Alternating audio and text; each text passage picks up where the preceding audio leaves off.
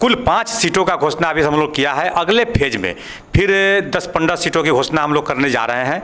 और चुनाव आयोग से हम लोगों को एक चिन्ह भी अच्छा मिल गया है जो हम लोग चाहते थे, नाव छाप, जो कभी वीआईपी का चुनाव चिन्ह हुआ करता था। हमारे पार्टी को पूरा फायदा होगा। इसके साथ साथ मुजफ्फरपुर जिला जो बंधक बना हुआ है, जो बाहरी आते हैं चरागाह समझ करके चढ़ के चले जाते हैं।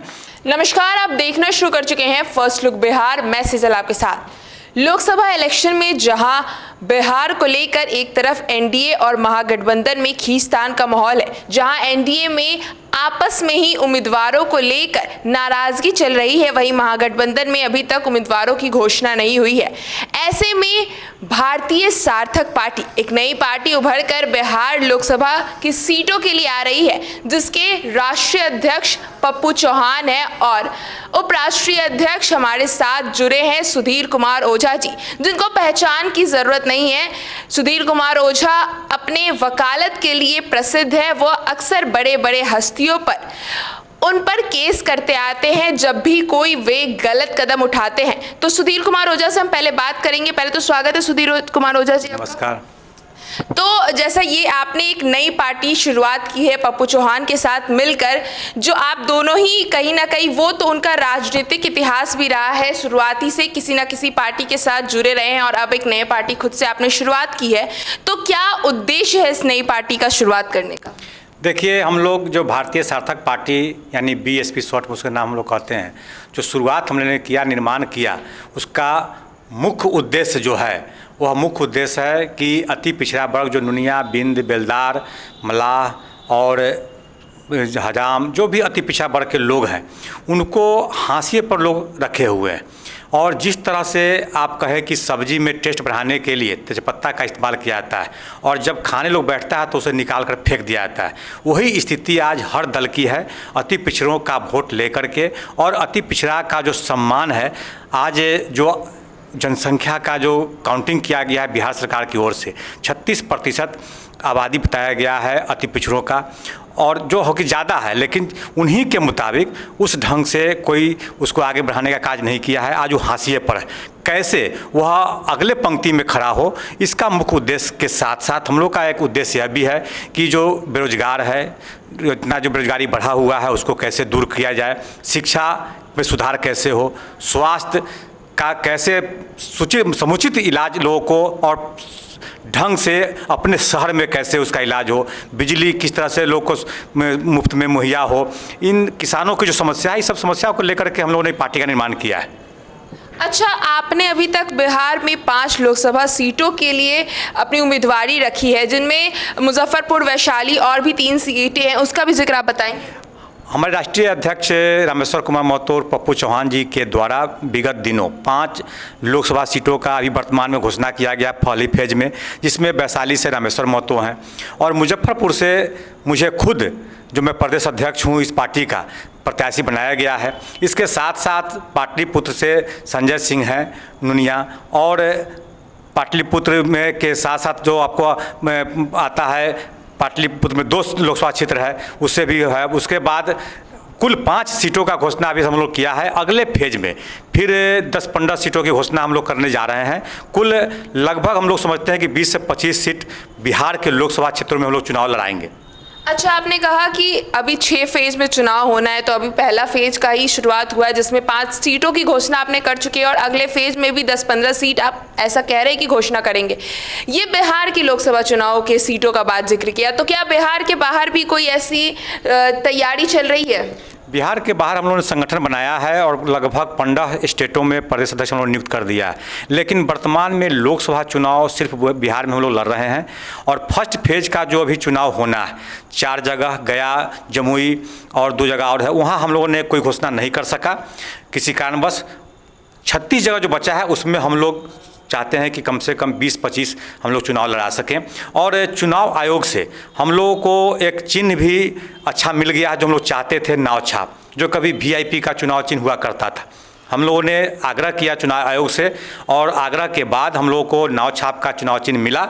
चूँकि नाव छाप अति पिछड़ों का, मलाह, नुनिया, बिंद, बेलदार का छाप है और इसमें कहा जाए तो मुकेश सहनी जी इसी आधार पर पार्टी बनाए थे, लेकिन उसमें फेल्योर हो गए। जब उनको मौका मिला लोकसभा और विधानसभा चुनाव लड़ाने का, तो उन्होंने अति पिछड़ों का सम्मान नहीं किया, जिस कारण से यह लगा अति पिछड़ों समाज को कि यह भारतीय सार्थक पार्टी ही हमारा भला कर सकता है। तो हम लोग को यह छाप मिला और उसी चुनाव चिन्ह नाव की सवारी हमारे सारे कैंडिडेट करेंगे। अच्छा, आपने कहा कि मुकेश सहनी का जो चुनाव चिन्ह था नाव छाप, वो अब आप उस चिन्ह से अब आप चुनाव लड़ेंगे, और जो अति पिछड़ा समाज के लिए ये चिन्ह माना जाता है। जिस चीज़ में मुकेश सहनी फेल हो गए, तो क्या लगता है अब उन्हीं के चुनाव चिन्ह पर आप एक नया चुनाव लड़ने जा रहे हैं अपनी पार्टी के साथ, तो क्या अति पिछड़ा और पिछड़ों को आपको अभी कितने स्तर पर लगता है कि उनका साथ आपको मिलेगा? देखिए, अभी जो हम लोग तत्काल जो 5 सीट का घोषणा किए हैं, उसमें 4 सीट अति पिछड़ा वर्ग का है और 1 सीट मुजफ्फरपुर से मैं लड़ रहा हूं, जो मैं सवर्ण वर्ग से आता हूं। सवर्ण अति पिछड़ा का एक संगठन बनने जा रहा है। सवर्ण चाहता है कि अति पिछड़ा अगली पंक्ति में खड़ा हो और उसमें हम लोग सहयोग कर रहे हैं।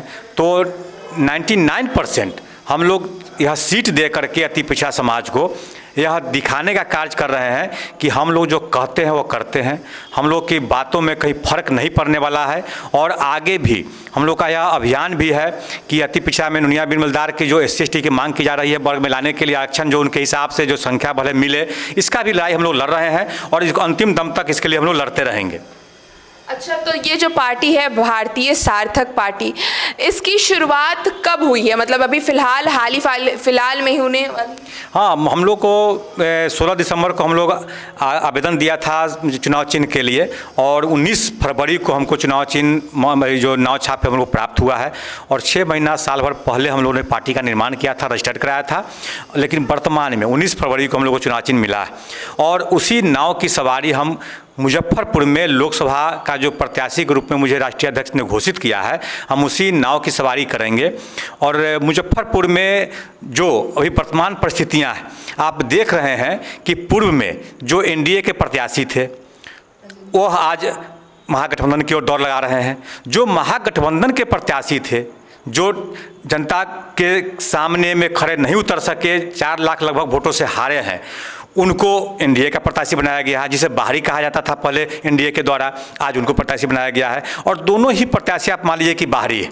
तो स्थानीय का मुद्दा के साथ साथ मैं चाहता हूं कि जो आपको लगता है कि इसका फायदा जो NDA में अभी आपस में उम्मीदवारों के बीच सामंजस्य नहीं बैठ पा रहा है, या महागठबंधन में भी जैसा अजय निषाद अभी शामिल हुए हैं हाल ही में और शायद उनको महागठबंधन की ओर से प्रत्याशी बनाया जाए, तो क्या लगता है कि ये जो दोनों पार्टियों में खींचतान का माहौल है, इससे आपकी पार्टी को फायदा हो सकता है?